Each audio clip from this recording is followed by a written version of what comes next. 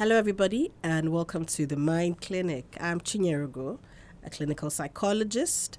On this episode, we're going to be speaking with some guests, and we will be discussing living with anxiety.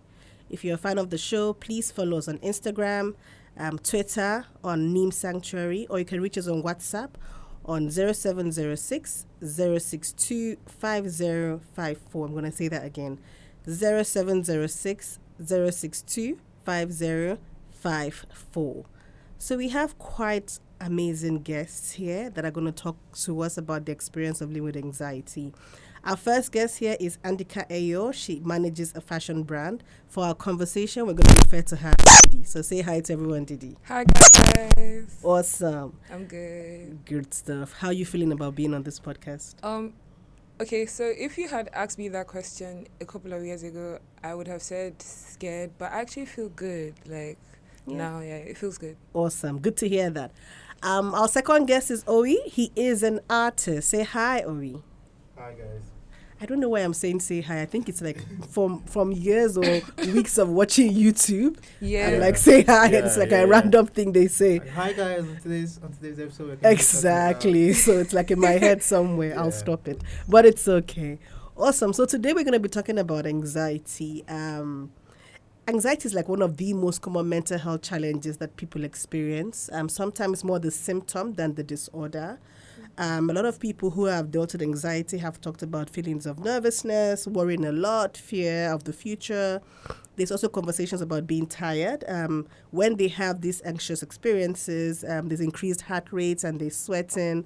Let me not go too much into it. Let's hear from our guests and allow them to talk about the experience, because it's important that we actually hear from people who are doing the journey and who are walking the walk. So, ladies first. Okay. How about that? So, Andikan, Didi, Yes. tell us about your experience of living with anxiety. Okay.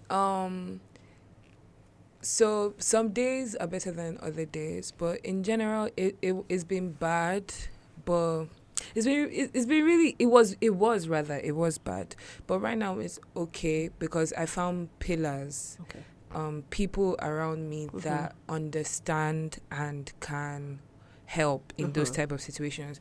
But it was really tough, especially like as a child, and then growing up, my adolescent years. You know, like there's a thing with teenagers and wanting to fit in.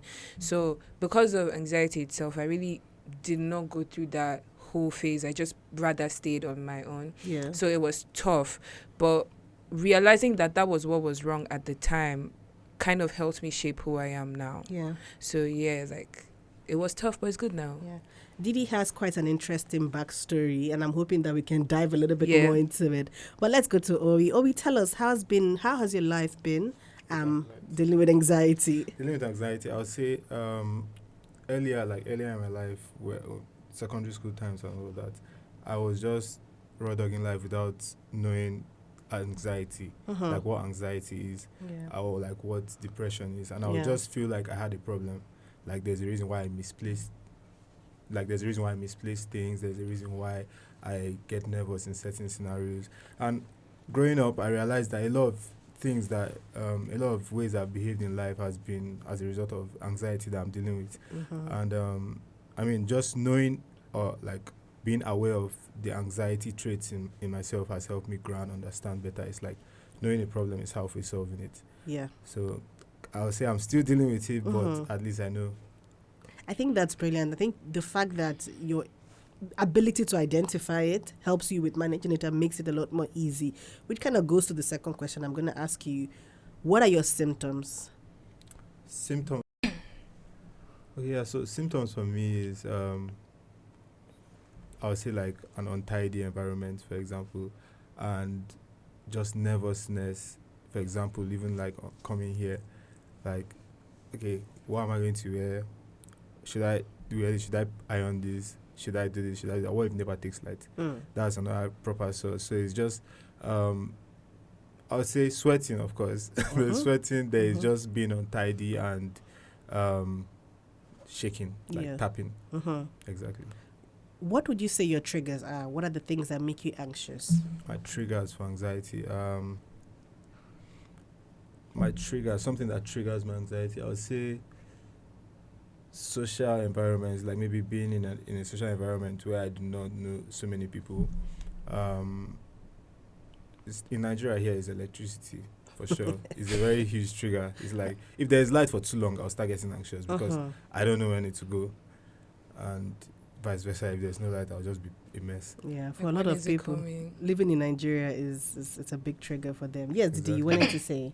No, I was like, yeah, like I was agreeing with him. Like even when there's no light, you're like, when does it come? And even when it comes, when will it go? Yeah. Exactly. Subconsciously, I'm just there because I work a lot with light. Okay. So yeah, majorly like social anxiety, and I would say the other stuff that I said.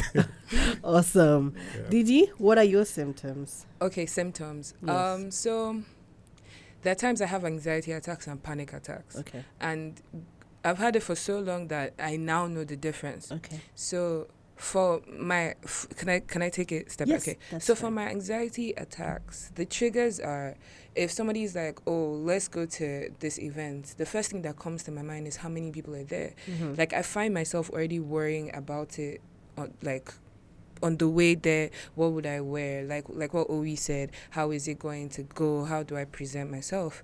And I at that moment is like I am not presently there. I am in my head, so Mhm. I don't even experience what is going on in the surrounding. So things like that trigger me, like with my anxiety attacks. But for my panic attacks, my name. Okay. So I don't know if it's just me, but I have this thing when somebody says Andikan with no context, no nothing. My chest just starts. I have rapid heartbeats. It's like I can't even see or hear well, and it's because growing up, it was always my name was always associated with what have you done, what have you said. Like I'm in trouble. So that's why I'm more comfortable with people calling me Didi. So my symptoms are usually with my sensory organs. Okay. I've noticed is like when I get anxious, when I have anxiety attacks, I can't seem to think properly. But when I have panic attacks, I can't seem to. I'm not very stable. Is I can't smell, I can't hear, I can't see well. Like everything is blurred. My heart starts to race. My pulse is like I'm sweating, and yeah, that's how it is for me. Yeah. Does anybody here experience like shakiness? Yeah, Yeah. like random Like- shivers Yeah. as well. I always Yeah, try to stop myself. Like the leg thing. Is yeah, it the leg I thing? remember it was one of my lecturers one time when they were just like giving me a review of my work. I was studying architecture and they were giving me a review, and I was just right beside the lecturer. I was going off like my legs were shaking, and that was one of the first times that my lecturer pointed it out, and I was like, "Stop!" And gave me this weird look. So I was like, "Wait, oh yes, I have an issue with this shaking stuff," but I didn't Yeah. really think of it. That was just like one of the first times. Yeah. Definitely. How about feeling faint, like you're about to fall down? Yeah, that happens. Okay, so that doesn't happen all the time. That mostly happens when I have like anxiety attacks, not necessarily panic attacks. With panic attacks, it's like a swift, like just a from nowhere. Yeah. But with my anxiety attacks, it's like it just, I don't know, that it just builds up to that point. Yeah, and then that's when it happens. Yeah. Awesome. I'd like to find out, we've talked about some of the symptoms, and I know that for a lot of people, there was a point where you were like, wait, this is actually anxiety. What was it for you? Okay. Do you want to? Yeah, like the shaky stuff that I mentioned, the tapping. When that came, when I got aware of that, I tried to control it or just be more aware of it, and yeah, just okay. It's not something I'm proud of, but like just being a messy person. Like my room is like 99%, 90% scattered. Only 10%. I get it. I tidy up once. Let's say it lasts for like 2 weeks, and I just get back to you. And when I started discovering it, is like not too long ago actually. Like when I realized that okay, most times when I'm leaving the house, I tend to misplace something, especially when I'm not prepared, which is most of the time. So like I tend to maybe keep my car keys somewhere and start looking for it. Like as I'm looking for this, I'm misplacing this. As I'm looking for this, I'm misplacing So this. like you're forgetful. Exactly. So being more aware in that moment, I realized that, oh yes, this is anxiety. And since this being in this situation gets me anxious and it gets my room messed up, so when I come back, I'm not ready to arrange it. I just leave it because I have something else to do probably.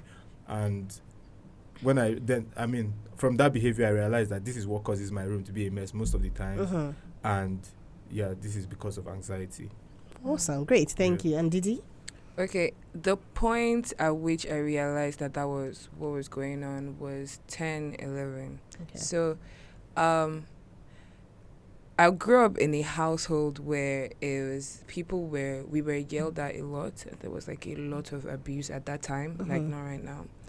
Also, the way I would talk to people, like I'm on the spectrum, like I said earlier, like ADHD and autism spectrum. So the way I would like relate with my classmates, I didn't really have friends then, especially because of the household that I grew up in.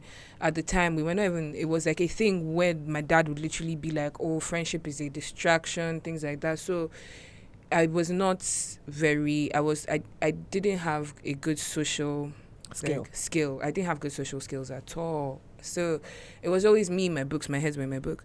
So in primary school, especially in Nigeria, a lot of people don't do boarding in primary school. We do day. So you're with your parents and everything. And that was the circle I grew up around. But when I went to secondary school, it was a different ball game. Like I went to boarding school and I liked to research. I was that type of kid that liked to research. I couldn't still make friends. And there were things that I would say that they'd be like, oh, that's odd, or that's not how you're supposed to say these things. And I was still bullied a lot. So I decided to go out of my way to do research. Like I would go to the library, read books, go to the computer lab, go on the internet, read. And then I read stuff on anxiety, and I was like, oh, these symptoms are similar to my symptoms. Yeah. And when I continued to read and continue to do my research is when I realized then that, okay, maybe this is what it was. At that point, I didn't outrightly say, oh, I have anxiety. But I think at the back of my head, I knew. Yeah, definitely. And I wanted to know, are you diagnosed? Okay, so the first time I got diagnosed was actually during the COVID period in 2019, 2020. But because we had to stay at home and everything, it was like kind of an excuse for me not to go and get therapy and stuff. But when I was properly diagnosed on paper and I had to go to the hospital and everything was 2022 June. Okay. Yeah. Great. Awesome. Are you diagnosed? I'm not diagnosed. And one part of me is like not trying to go do research on the mental health issues I may have because I feel like as an artist, that's what makes me who I am. Okay. And to be aware of them, like the only way I would say I'm self-diagnosed, the only way I would say it is from like what I've explained, like, okay, boom, this is why this is this. I've seen on the internet as well a lot of symptoms that I have. Yeah. So why I ask is that sometimes we can all have symptoms of anxiety. I mean, every one of us probably have some level of worry because basically that's what it is. Anxiety is like a worry, fear, concern that now, presents in different symptoms in different ways. But then there's a difference when it becomes a disorder. So that's why it's important. Self-diagnosis, we don't. Well, I always encourage no self-diagnosis. It's important that even if you read up somewhere that you have symptoms that you can relate with, that you actually speak with a mental health practitioner and then see if there are any diagnosis that they will give you. Because when I was speaking with Didi earlier, it did sound like her anxiety was secondary to what she's already dealing with because she's dealing with other mental health challenges that she seems to be managing. So it's important to seek advice from a mental health practitioner. If you really want to go and find that, I think I will encourage that. It doesn't necessarily mean that you'll be diagnosed with a disorder, but maybe it will help you understand a little bit better what it is that you're going through, just help you make sense of it. Yeah. You wanted to say something? I actually agree. Before I got diagnosed, it's like at the back of my head, like I knew what was wrong with me, but I couldn't pinpoint it. A lot of the time, like my aunt, when I got diagnosed, she was like the anxiety, everything else, she wasn't shocked. Like, oh, you have bipolar disorder. Like, I've always had manic depressive episodes. Not always, but from when I was like 15, 13. But like the anxiety one, she was shocked because if you put me in a room to speak to somebody under pressure, like a group of people, off the top of my head, I will. I will go through the whole stage of panicking before that, but I will. So it was like when she had anxiety, she was shocked. She was like, oh, what type of anxiety? Yeah. And prior to that, when she asked what type of anxiety, I could swear that I had there was post-traumatic stress disorder in my head. There was also a case of agoraphobia at a point. There was panic disorders, and there was different. But when I went to the You hospital, can tell that Didi really did her research. I really did. Because my these are research, different so I'm forms of like, anxiety. Like, what's going on with me? Yeah. Yeah. And then when I went to the hospital is when the doctor said, okay, that these things that you think is happening to you is because of social mental illness. However, the anxiety that you have that has come from these illnesses is social anxiety. Okay. It's not necessarily like, because I noticed like, how it's the PTSD when it's not like, it's just once in a while, let's say I have flashbacks, and I don't even panic because of that. So I think it's very good. It's as much as it is good to do your research, because it took me years before I actually was comfortable enough to tell my parents that I wanted to be diagnosed. It's also good to meet a health practitioner, because like knowing what it is helps you tackle that illness. Yeah. Because if you think it's 1, 2, 3, you're going to be fighting 1, 2, 3 demons, Yeah. as opposed to fighting just one thing that you know is wrong with Yeah. you. So I actually do agree with you. That's a brilliant point. I think it also ties to the conversation around mental health in Nigeria. Yeah. There's a lot of stigma, and many people don't want to speak up. Have you experienced anything like that? Yes, I have. A lot of the time. So when I started to notice that it was getting worse, I decided to tell my parents. Now, I don't blame them. Now they're very supportive, but at the time I didn't blame them, because in their day, mental health was for Igbo people. Only Oyibo people can be depressed, apparently. Yeah. It was like a skin color thing. So I kept quiet, seeing as, I am supposed to be strong. I'm in Nigeria and we're used to suffering. We don't do depression. But then as it got worse, my mom now started to notice symptoms. At first she thought it was okay, I'm a spoiled child throwing tantrums. But she also noticed that I was a level-headed child, like I was a very logical child. And then it got really bad, because the thing with mental health is if you keep it with you for so long, you will start to look for options to make it go away. At the time, mine was drugs, and I was spiraling. So yeah, like it's sad that I could have spoken up earlier, but because of the environment, because of the things we are taught, because of the things we see, because of the way they even treat people that are not doing all right on the streets, it's like, nah, like no. But I'm very happy that now they are supportive, regardless of how the society tries to shake you up and make you not speak up about it, or Yup. make you not even receive the right support that you need, and the right care. And Obi, I know you've not been diagnosed, but I know that anxiety does bring challenges. And as an artist, have you received any any comments or feedbacks based off of some of the challenges that you have? Yeah. Okay. I mean, like, my friends make joke on me. They're like, I'm not okay. It's like, they're just like, yeah, always a madman, basically, kind of thing. So yeah, I've gotten those kind of comments. Yeah. No, I mean, I just want to say, like, listening to Didi speak is just so enlightening. I feel like I'm discovering myself as well. It's just, I really agree with everything I say. It's really. I'm shy. To be honest. Please don't be. Okay, great. How have you managed your anxiety? I think I want you to be as practical as possible and tell us, how have you managed it? Obi, I'm going to start with you. How have I managed it? I don't think I'm managing it. Okay. To be fair, or not to be fair, I feel like my own environment is like my family. It's not, even till now, it's like they are not having it. It's either you go for deliverance or you just find your way about it. So managing it is just, I'll say a coping mechanism for me is drugs. Is weed a drug? I don't know. But it is. Yeah, okay. So, and alcohol is a drug. So I'll say that's something that I'm dealing with. Yeah. And also fasting. I try to do some other healthy practices and try to meditate. Yeah. So, I was going to say meditate with drugs, but I don't want to. So funny. Yeah, we would not encourage that I at don't all. want to encourage that. But Yeah. so managing it is just looking for healthy things. And of recent, I started going to the gym. I feel like it's really helpful, especially going in the morning to have a clear head.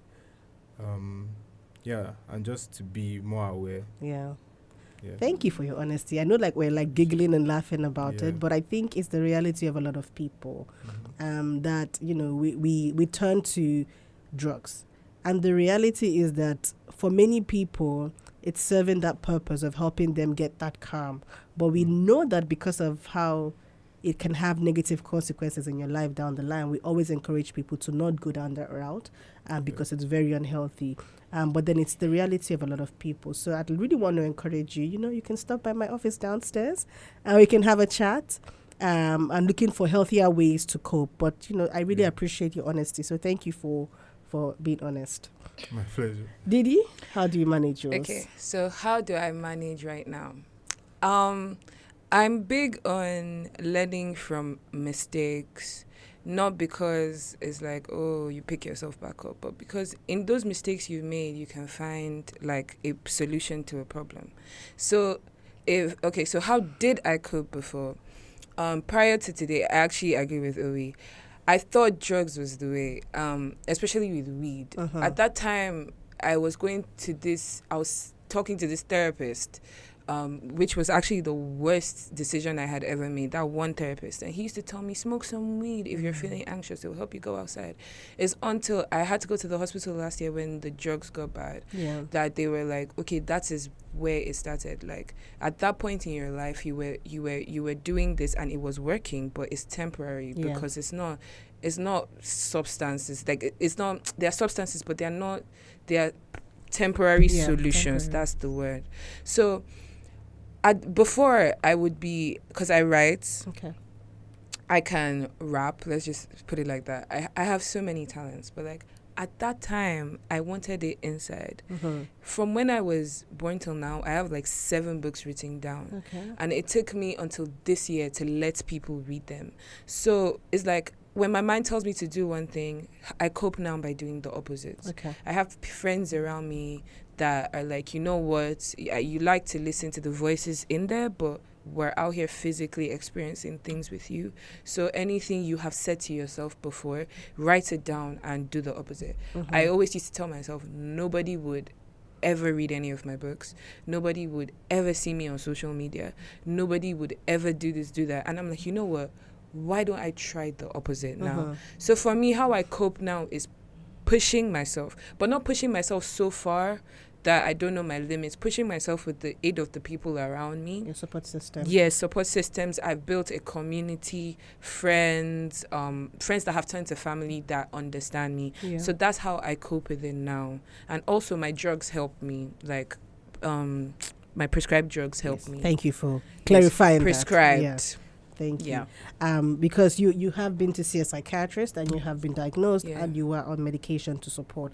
So definitely, I think there is treatment for anxiety, whether it's a disorder or if it's like a symptom that has intensified. And it's usually, pharmaceutical and therapy. Usually, so sometimes it depends on the severity of yours and what you're bringing to the table and what the mental health practitioner does see. I think one of the most important things that we take for granted is the support system. They play a big role in helping us navigate the challenges in life. And you made mention about something that struck. It was about like finding your tribe, finding people that speak the same language as you want, that people that help you be a better version of yourself, and people that help you bring you out of that space where you're challenged, where you're experiencing your challenge. And I think that goes a long way to supporting a lot of people. It can be your friends, it can be your family, it could be anywhere that you find this support system, but it's very important to have it. It doesn't have to be a community. If you have one, good, but if you have that one person that is like your go-to person when things are like a little bit shaky, I think that plays a really big role in helping you manage your anxiety. So we've come to the end of our conversation. This was an amazing conversation. Thank you, Owi, and thank you, Didi. Thank you for having me. For your honesty, for adding a lot of reality to the conversation, because sometimes we say, hey, anxiety, and we don't look at it for what it is that this you and I, everyday people that might be struggling, and how we manage it and the realities on ground. So thank you for the conversation that we've had. Thank you. Thank you so much to our listeners. Thank you. This show would not be possible without you. And if you're a fan of the show, remember to follow us on our social media pages. A big shout out and thank you to our assistant production supports, Glory. Thank you for your help. On to the next episode. Remember to stay mentally healthy. Oh, and our senior communications officer, Doyin. Big shout out, big love. Thank you for everything you do behind the scenes. Awesome. Thank you, everybody. Okay.